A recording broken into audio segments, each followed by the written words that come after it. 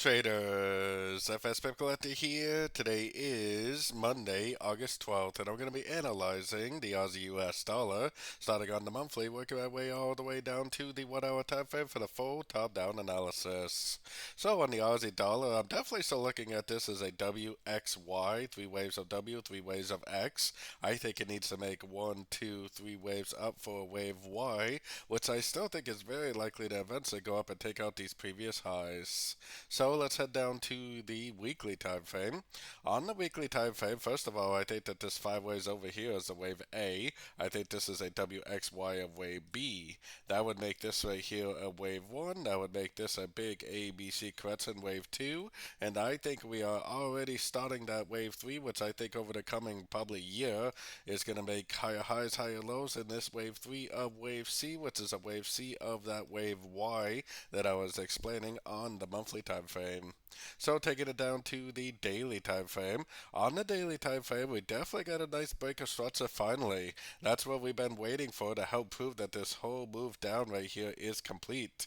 Now there is always a chance this move up is a correction to this move down, which is why I got my Fibonacci retracement on this last move down, because if it does, bounce from a Fibonacci retracement level and make a big impulsive move down, I definitely would stop looking for longs and start looking for shorts again. But I think there's a very good chance this is the end of a wave C, and if it is the end of a wave C, not only is it going to take out the previous highs, but it is very likely to continue to make that pattern I was showing on the weekly time frame. So taking it down to the 4 hour time frame.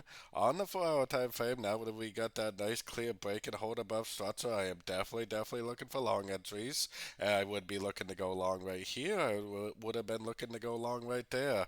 I definitely wouldn't go long right now, but if and when it does make a pullback, which I'm sure it will definitely make some pullbacks along the way, that's exactly where I would personally be looking to go long again for the continuation of this uptrend. This may even end up being a big wave 3 on the much higher time frames. So taking it right down to the 1 hour time frame.